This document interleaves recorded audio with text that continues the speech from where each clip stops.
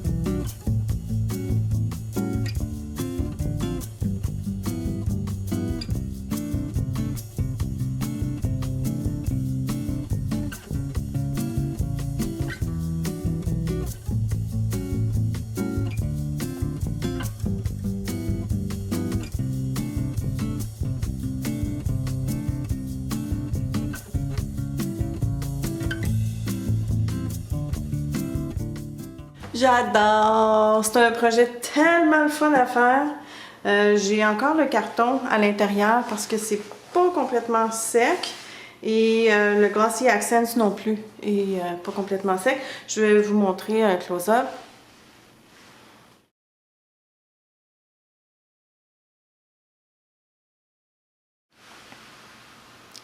J'ai décidé de faire des petits picots blancs parce que je trouvais que ça ajoutait un beau contraste.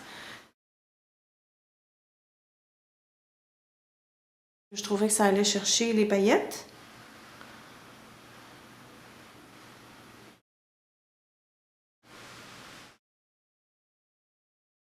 C'est sûr que vous pourriez ajouter beaucoup plus. Je voulais garder le projet simple quand même, mais vous pourriez vous amuser avec le Sharpie noir et faire du doodling un peu partout, même à l'intérieur des feuilles. Mais ça, c'est le look que moi je désirais, que je voulais. Je voulais pas le faire dans le thème de Noël, même si on vous le présente juste avant Noël, puis que je vous ai donné une petite intro sur la saison des fêtes, parce que c'est un sac qu'on peut servir à longueur d'année. Puis si vous le faites pour donner en cadeau, ben c'est encore une meilleure raison pour ne pas le faire pour la saison des fêtes, parce que la personne va pouvoir s'en servir à l'année longue. Évidemment, vous pourriez lui donner n'importe quel thème, n'importe quelle couleur. J'avais le goût des couleurs d'arc-en-ciel aujourd'hui. Une deuxième façon que j'aurais pu coller les paillettes, c'est de les coudre au lieu de les coller. Avec l'intention de laver le sac. Je me connais, je n'ai jamais lavé aucun de mes sacs, aucun de mes fourre-tout que j'ai fait. Alors, je ne voulais pas me donner le trouble de les coudre. Mais c'est sûr que si vous avez l'intention de le donner en cadeau, peut-être que ce serait bon de les coudre. Et peut-être d'enfiler une vraie perle avec un fil et passer au travers de la paillette. Alors, c'est ce que je vous conseillerais de faire. Par contre, les Tumble Dye, les vapos que je me suis servi, un coup qu'on les a fixés, soit à la sécheuse ou avec un fer à repasser, c'est permanent. La seule mise en garde, peut-être, c'est le crayon Sharpie. Je suis pas certaine qu'on puisse laver. Je suis pas certaine que ça va être fixé, même après avoir repassé. Alors, une petite mise en garde. Peut-être prendre de la peinture mélangée avec un médium à tissu pour faire les lignes autour du pochoir. Mais comme je vous disais, moi, normalement, je n'ai pas l'habitude de laver mes sacs fourre-tout. Si jamais j'ai un gros dégât, je vais recommencer, je vais en faire un autre. Je vais avoir autant de plaisir. Alors voilà, c'est tout pour aujourd'hui. J'espère que ça vous a plu. Comme à l'habitude, si vous avez des questions, n'hésitez pas, laissez-les ci-bas dans les commentaires. Et je vous reviens mardi.